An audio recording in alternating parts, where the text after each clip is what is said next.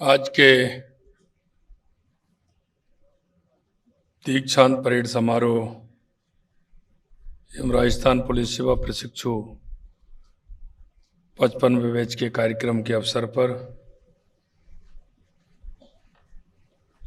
कार्यक्रम में गृह राज्य मंत्री जवाहर सिंह जी बेड़म साहब, हमारी जयपुर की सांसद मंजू शर्मा जी, सिविल लाइन के विधायक गोपाल शर्मा जी, मुख्य सचिव सुधांशु पंत जी, महानिदेशक पुलिस राजीव शर्मा जी, निदेशक आरपीए श्री एस सेंगाथिर जी, राजस्थान पुलिस के सेवानिवृत्त सम्माननीय डीजी, राजस्थान पुलिस के उपस्थित अधिकारीगण और ट्रेनिंग के और सभी परिवारीजन और इस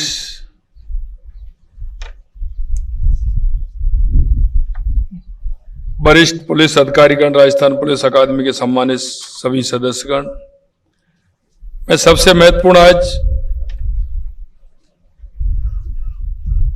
गर्व और से वर्दी धारण कर रहे राजस्थान पुलिस सेवा के 55वें बैच के 76 आरपीएस प्रशिक्षार्थियों,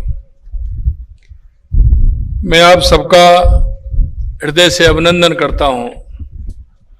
आज का ये दिन न केवल आप सभी के जीवन का बल्कि पूरे राजस्थान प्रदेश का भी गौरवशाली दिन है।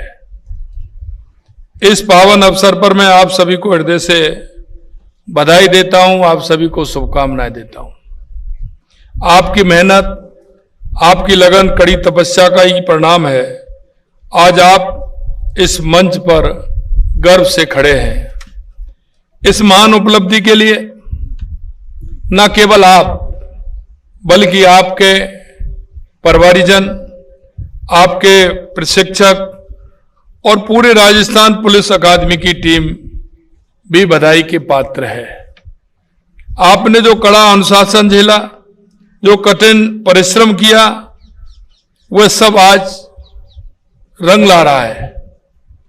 यह केवल एक परीक्षा पास करना नहीं था, बल्कि अपने चरित्र को तराशना, अपने व्यक्तित्व को निखारना और एक जिम्मेदार नागरिक बनने की दिशा में एक महत्वपूर्ण कदम है। प्रशिक्षण का असली महत्व केवल कानून की जानकारी प्राप्त करने में नहीं है, इसका सबसे बड़ा योगदान आपसी संवाद, सहयोग और टीम भावना को मजबूत करना होता है। पुलिस का हिस्सा बनने के बाद यही बुनियादी प्रशिक्षण आपके चरित्र और व्यक्तित्व को भी आकार देगा। आपका यह प्रशिक्षण भी आपको वही सब सिखाता है जो एक आदर्श पुलिस अधिकारी के लिए आवश्यक होता है।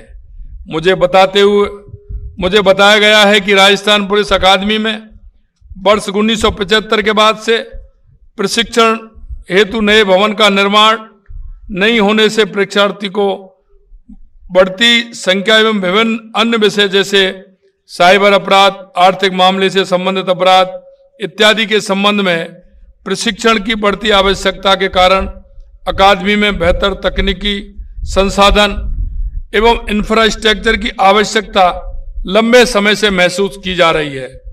मैं पुलिसकर्मियों हेतु बेहतर प्रशिक्षण सुविधा उपलब्ध कराने के लिए अकादमी के लिए नए प्रशिक्षण भवन बनाने की घोषणा करता हूं। राजस्थान सरकार इस हेतु आवश्यक वित्तीय स्वीकृति जारी कर दी जाएगी। हमारी सरकार महिला सशक्तिकरण को सर्वोच्च प्राथमिकता देती है। राजस्थान पुलिस में महिलाओं की लगातार बढ़ती भागीदारी इसका प्रत्यक्ष प्रमाण है। मुझे अत्यंत गर्व है कि आज के 76 प्रशिक्षु अधिकारियों में से 20 महिला अधिकारी भी शामिल हैं। ये महिला अधिकारी न केवल पुलिस बल का महत्वपूर्ण हिस्सा हैं, बल्कि समाज की अन्य महिलाओं के लिए प्रेरणा का स्रोत भी हैं।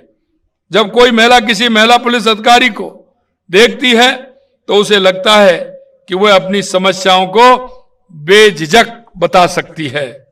आज की दुनिया में अपराध का स्वरूप लगातार बदल रहा है।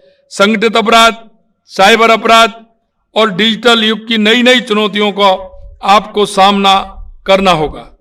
इन सब से लड़ने के लिए आपको निरंतर सजग, अपडेट और प्रशिक्षित रहना होगा।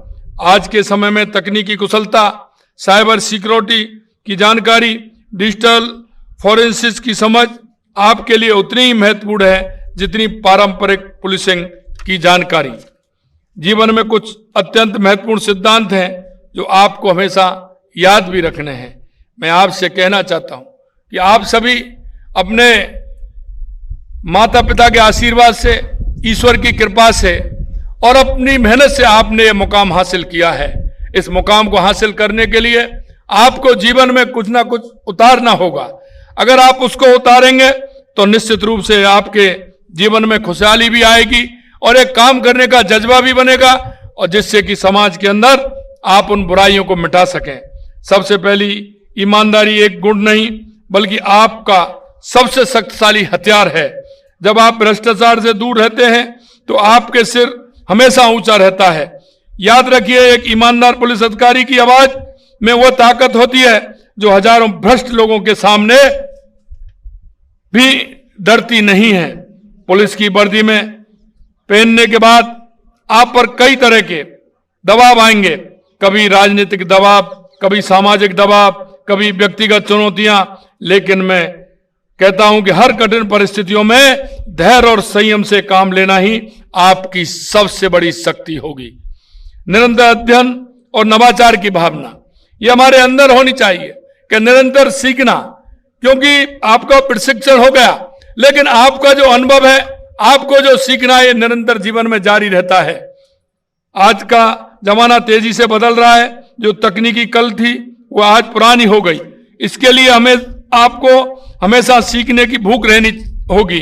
नए कानून, नई तकनीकें, नए अपराध के तरीके, इन सब की जानकारी लगातार अपडेट करते रहें।